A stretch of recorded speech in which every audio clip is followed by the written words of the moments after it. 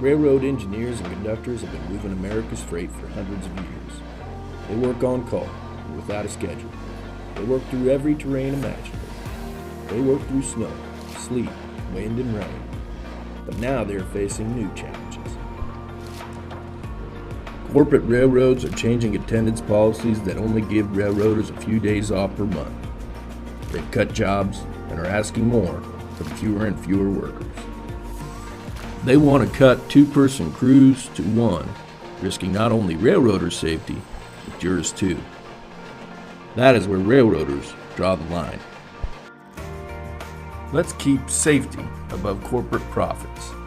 Let's keep two-person crews. And maybe we can give railroaders some time with their families. Call your representatives and tell them you support two-person crews. Join Fight for Two-Person Crews on Facebook or YouTube to learn more. You can also go to our website at fightfortwopersoncrews.com.